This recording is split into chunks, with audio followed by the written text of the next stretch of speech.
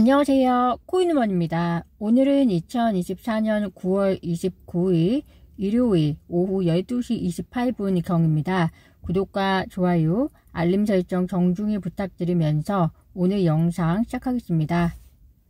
리플 XRP의 기술적 위치 먼저 보시겠습니다. 어제 저녁 6시경의 급등으로 인해서 흰색 볼린저 밴드가 급격히 이격이 벌어진 상황입니다.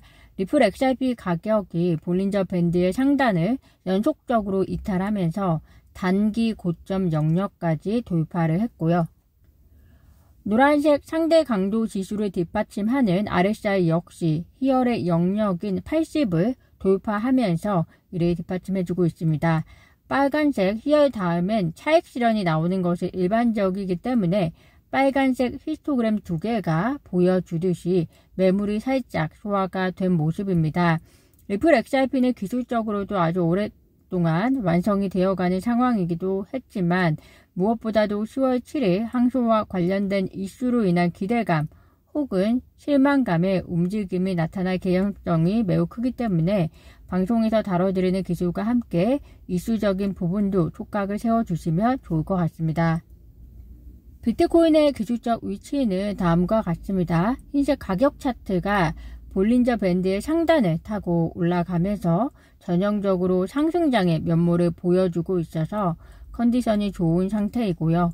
빨간색, 지금은 약한 데드크로스가 단기적으로 발생한 모습입니다. 그렇지만 이 역시 앞으로 비트코인 ETF의 유입세에 따라서 또 언제든지 뒤집어질 수 있는 분위기이기 때문에 투자자분들은 참고 정도 해주시면 되겠습니다. 리플에 대한 소식 먼저 말씀드리겠습니다. 리플의 CEO 브래드 갈링하우스 그리고 공동 창립자 크리스 라센이 10월 22일과 10월 23일 필라델피아 연방준비은행이 주최하는 제8회 연례 핀테크 컨퍼런스에 참석할 예정이다 라고 합니다. 해당 컨퍼런스는 토큰화된 예금, 실제 자산의 토큰화, 그리고 핀테크가 현대 금융 환경에 미치는 영향 등의 주제에 초점을 맞추면서 핀테크 산업의 미래에 대해서 논의하는 것이다 라고 주장을 하고 있는데요. 해당 컨퍼런스에는 리플 임원 외에도 코인베이스 변호사 폴 그로왈과 그리고 암호화폐 혁신 협의회 대표 등이 행사에 참석하는 것으로 예상이 되고요. 연사 명단에 포함되어 있다라고 합니다. 현재 리플이 미국 정부의 규제 기관인 SEC와의 소송에서 최종 판결이 나오긴 했지만 SEC 항소 여부를 두고서 여전히 불확실성이 쌓여 있기 때문에 리플 CEO와 그리고 공동창업자의 필라델피아 주최의 핀테크 컨퍼런스에 참석이 앞으로 미국 내에서의 리플의 미래를 긍정적으로 바라볼 수 있는 호재로 작용을 한 것으로 보입니다. 참고하시면 되겠습니다.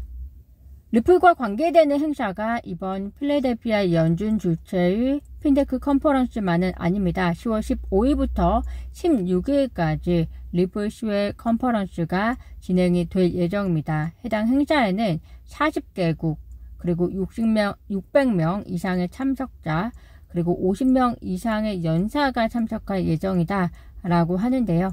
해당 행사에서는 금융기관과 기업이 블록체인 기술에서 암호화폐를 어떻게 활용하는지 밝히는 등의 주제로 진행이 될 예정이라고 합니다.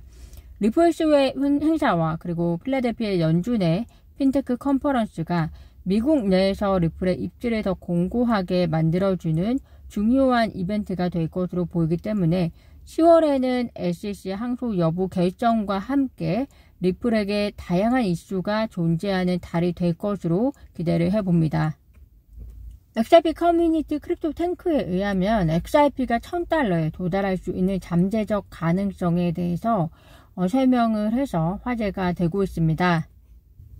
$1000에 도달 가능한 그 잠재적 가능성의 그 연결고리는 스위프트, JP모건, 뱅크 오브 아메리카, SBI와 같은 대형 금융기관들의 수조 달러 규모의 일일 거래량 때문인데요. 특히 스위프트의 메시징 트랜잭션 비용이 $20에서 $50 사이이고 송금과 정산에는 며칠이 걸릴 수 있는 것과 달리 리플 기술을 사용하면 단 몇 초 만에 비용의 일부로 처리할 수 있는 장점 때문에 은행은 연간 수천억 달러의 수수료를 절약할 수 있다라고 설명을 하고 있습니다. 우리가 익히 알고 있는 내용이기도 한데요. 그런데 중요한 것은 대형 기관들이 XRP를 통해서 원활한 거래를 진행하기 위해서는 XRP에 대한 유동성 풀을 사용해야 하는데, 예를 들어 XRP를 통해서 5천억 달러의 가치를 이동하려면 유동성 풀에는 적어도 약 1조 달러의 자산이 있어야 하기 때문에 XRP에 대한 수요는 증가할 수밖에 없고, 그렇게 되면 수요 공급의 논리, 그리고 원 XRP로 처리하는 송금 결제 규모를 증가시키기 위해서라도 XRP 가격은 올라갈 수밖에 없다라고 설명을 합니다. 그래서 XRP가 1000달러가 가능하다라고 설명을 하고 있는데요. 1000달러가 중요한 것이 아니라 XRP가 그만큼 가치가 있다라는 것이 중요한 점일 것 같습니다. XRP의 가치와 함께 리플의 스테이블 코인 역시 조금씩 화제가 되고 있습니다. 결국에는 전 세계적으로 리플의 기술을 사용하게 되면 기초 자산으로서 XRP 혹은 리플의 스테이블 코인이 쓸 수밖에 없을 텐데요. 리플의 스테이블 코인이 코인베이스에 상장이 되었다는 소식입니다. 물론 중요한 것은 현재 거래가 가능한 상황은 아닙니다. 왜냐하면 아직은 승인을 받지 못했기 때문인데요. 그런데 코인베이스 입장에서는 미리 프레임워크 정도를 만들어 놓은 것으로 보입니다.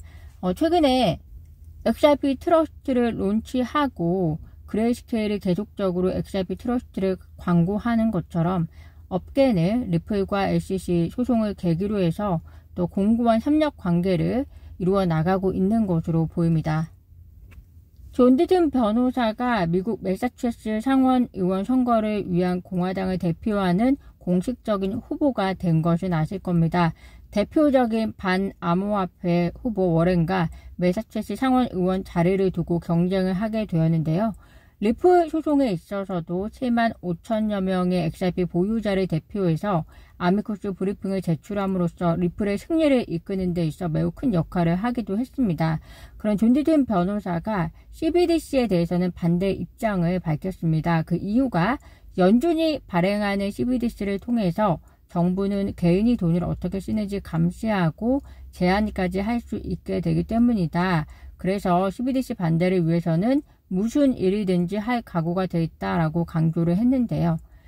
리플이 현재 개발도상국 그리고 금융 후진국에 있어서 CBDC 산업 장려를 위해서 투자를 하고 있기 때문에 이런 리플의 행보가 존 디든이 말한 것과 다소 상반되는 행보이지 않을까라고 생각이 되실 수도 있을 것 같습니다. 그렇지만 제 개인적인 생각은 리플이 현재 가고자 하는 것은 금융 후진국들이 송금 결제라든지 자본과 같은 기타 서비스를 이용하지 못함으로 인해서 단절된 돈의 흐름을 리플이라는 기술을 통해서 확대시키기 위해서 도와주고 있다라고 생각이 되고요.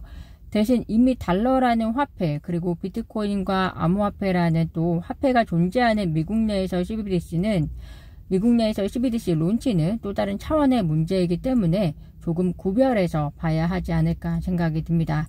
오늘 제가 준비한 소식은 여기까지입니다. 오늘도 영상 시청 진심으로 감사드리고요.